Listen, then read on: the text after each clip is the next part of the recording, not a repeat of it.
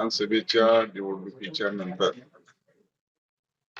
निकाल लागला तर दुसऱ्या दिवशी अजितदादांनी सातारा येथे यशवंतराव चव्हाणांच्या समाधी स्थळावरती प्रीती संगम येथे वक्तव्य केलं की बेटा मी आलो असतो तर तुझं काय झालं असतं.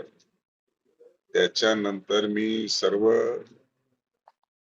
मीडियाला त्या संदर्भामध्ये प्रतिक्रिया दिल्या आणि त्यांनी मीडियाला प्रतिक्रिया दिल्याच्या नंतर तिसऱ्या दिवशी 26 तारखेला मी असं बोललोच नाही म्हटले.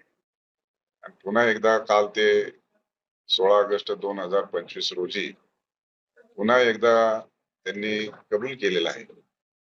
त्यामुळं अजितदादा राहून ह्या शिळ्या कडीला का उतू आणतायत आणि सारखे का कबुली देत आहेत, हे आता महायुतीतले घटक पक्षाचे ते सर्वोच्च नेते आहेत एका पक्षाचे आणि राज्याचे उपमुख्यमंत्री आहेत.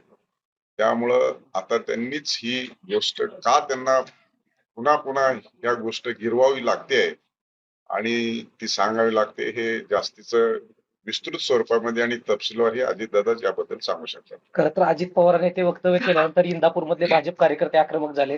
त्यांनी असं म्हटलंय की जर जाणीवपूर्वक अजित पवार सातत्यानं असं करत असतील तर येणाऱ्या कालावधीमध्ये आम्ही स्थानिक प्रतिनिधीचा त्या ठिकाणी प्रचार करणार नाही. काय भूमिका असणार आहे? कार्यकर्त्यांना नेमकं काय आवाहन केलं जाणार आहे तुमच्या माध्यमातून? मला वाटतं महायुतीतल्या घटक पक्षाने सर्वोच्च नेत्याने अशी भूमिका मांडत आणि ती पण राहून सार्वजनिक व्यासपीठावरती मांडणं आणि झालेल्या घटनेवरती मांडणं हे महायुतीच्या आणि राज्य सरकारच्या संदर्भामध्ये मला वाटतं राज्याचे मुख्यमंत्री आणि वरिष्ठ नेतृत्वच या संदर्भामध्ये चर्चा करू शकतात.